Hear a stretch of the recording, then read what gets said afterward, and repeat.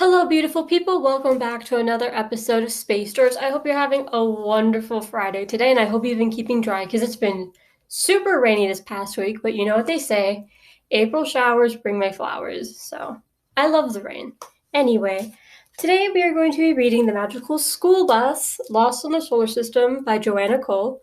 So without further ado, let's get started. The Magical School Bus, Lost in the Solar System. It was trip day again in Miss Frizzle's class. Everyone was excited. We were going to the planetarium to see a sky show about the solar system. Arnold's cousin Janet was visiting our class for the day. I know all of you will be nice to our guests, said the Fritz. Class, an orbit is the path of a planet or other object around the sun. I knew that. I get all A's in school. I have 5 computers. My class went to the planetarium last year. What a show-off. Thanks for inviting your cousin, Arnold.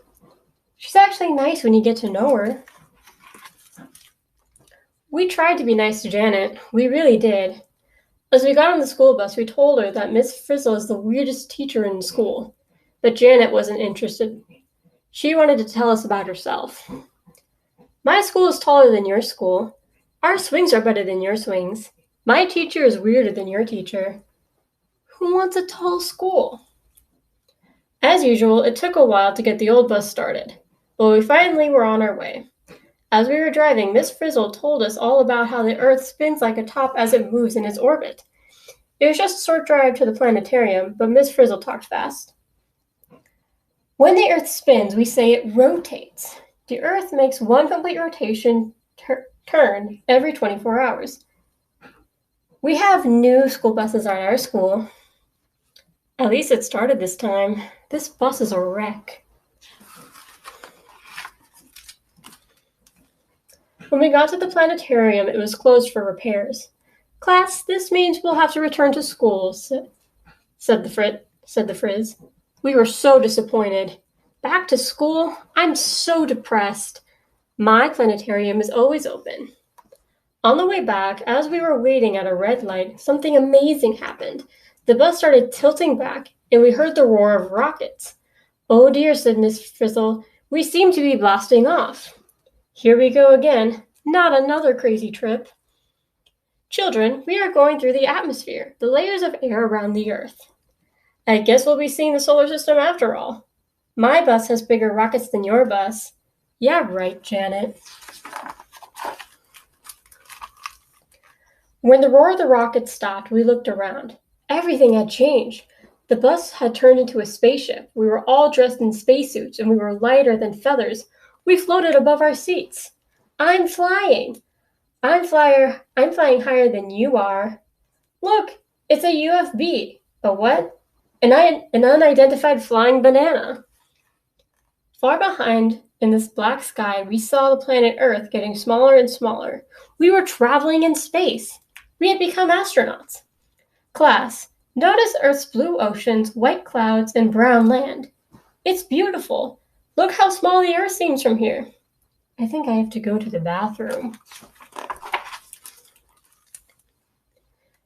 The Frizz said our first stop would be the moon. We got off the bus and looked around. There was no air, no water, no sign of life. All we saw were dust and rock and lots of craters. Miss Frizzle said the craters were formed billions of years ago when the moon was hit by meteorites. Meteorites are falling chunks of rock and metal. We are so light on the moon. That's because the moon has less gravity than the Earth. It was fun on the moon. We wanted to play, but Miss Frizzle said it was time to go. So we got back on the bus. We'll start with the center of the solar system, said the Frizz, and we blasted off. Look how high we can jump. I was in a national jump rope contest. I won, of course. Is there a national bragging contest?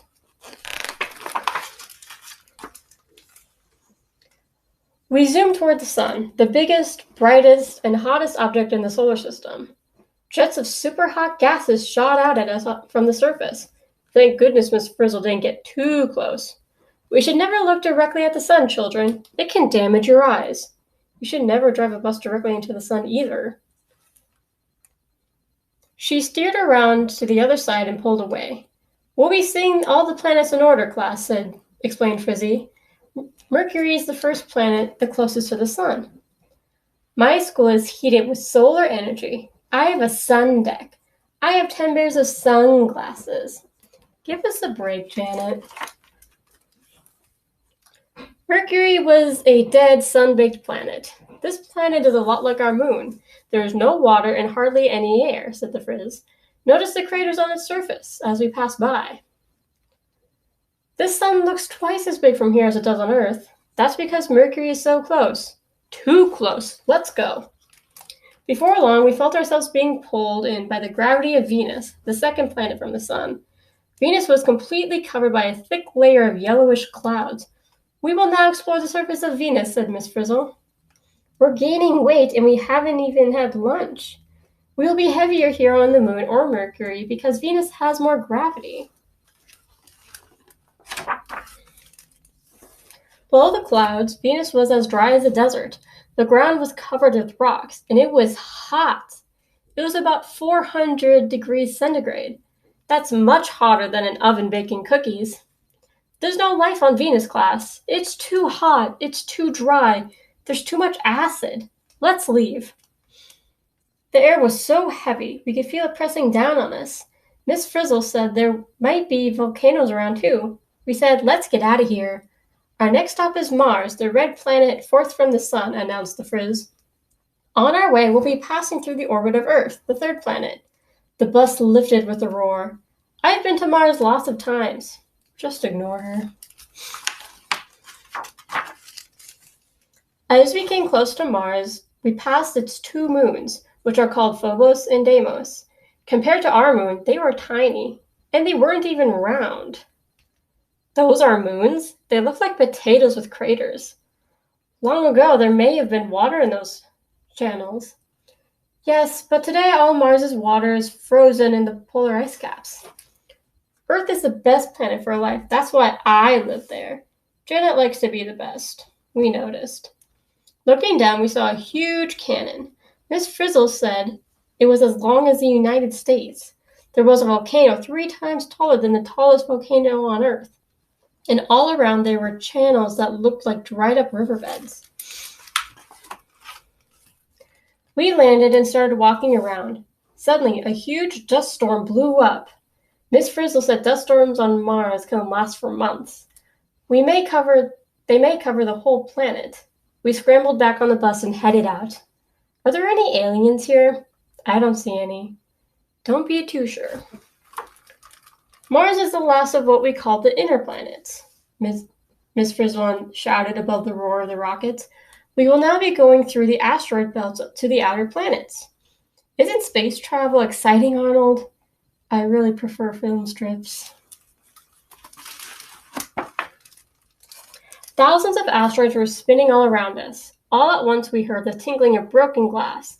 One of our taillights had been hit by an asteroid. Miss Frizzle put the bus on autopilot and went out to take a look. She kept on talking about asteroids over the bus radio. The largest asteroid is only a third the size of our moon. Most asteroids are the size of houses or smaller. I wish he'd come inside. Suddenly there was a snap. Miss Frizzle's tether line had broken. Without warning, the rockets fired up and the bus zoomed away. The autopilot was malfunctioning. On the radio, Miss Frizzle's voice grew fainter and fainter. Then she was gone. We were on our own. We were lost in the solar system. Kids, I'll meet you later. Come in, Miss Frizzle. Do you read me? Most of us were too scared to move, but Janet started searching the bus in the glove compartment.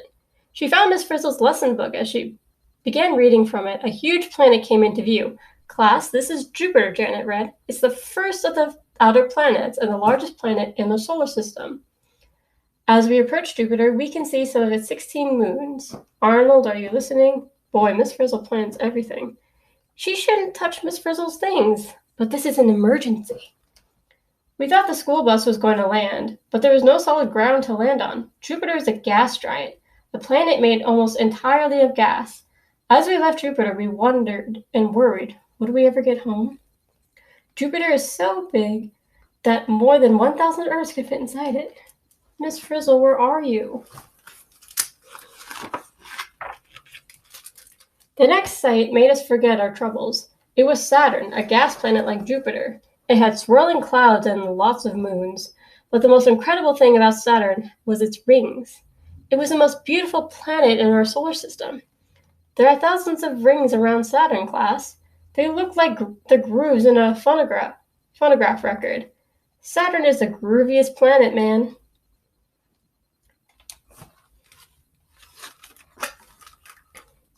Next was Uranus, a blue-green gas planet with faint gray rings and moons. Some scientists think they might be made of chunks of graphite, the material used in pencils on Earth. Methane gas in its atmosphere makes Uranus look blue. You look kind of blue yourself. I'm freezing. That's because we're so far away from the sun. The bus was going faster and faster, and we couldn't control the autopilot. We swept past stormy Neptune, another blue-green planet, 8th from the sun. All we could think about was finding Miss Frizzle. Neptune is the last of the giant gas planets.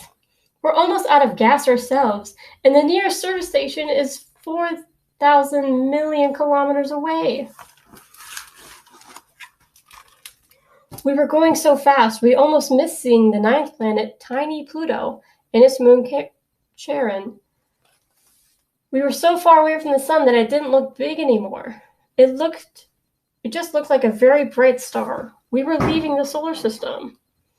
There's nothing out there but stars. Maybe there's a 10th planet waiting to be discovered. It'll have to wait. I hope Miss Frizzle's waiting too. Janet flipped rapidly through Miss Frizzle's book. Suddenly she found something new. The instructions for the autopilot. We punched in asteroid belt on the control panel. Slowly the bus turned around. It was working. We were going back. Janet really saved the day. I told you she's a good kid. When we reached the asteroid belt, there was Miss Frizzle. Hey, that asteroid is dressed pretty funny. That's not an asteroid, it's Miss Frizzle. Boy, am I glad to see her. Me too. With Frizzle back at the wheel, the bus headed straight for Earth. We re-entered the atmosphere, landed with a thump, and looked around. Boys and girls, we are arriving on Earth, the 3rd planet from the sun. We were in the school parking lot again. The rockets were gone, the spacesuits were gone.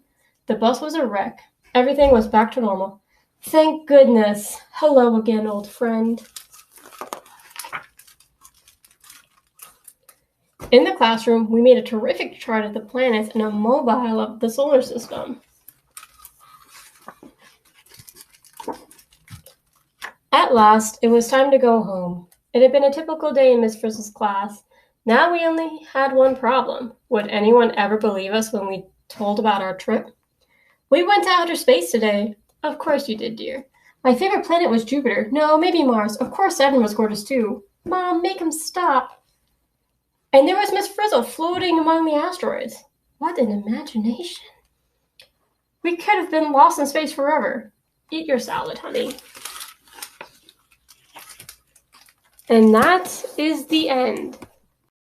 So yeah, that concludes this week's episode. Again, the book that we read today was The Magical School Bus, Lost in the Solar System by Joanna Cole. I'll put the name and author in the description below.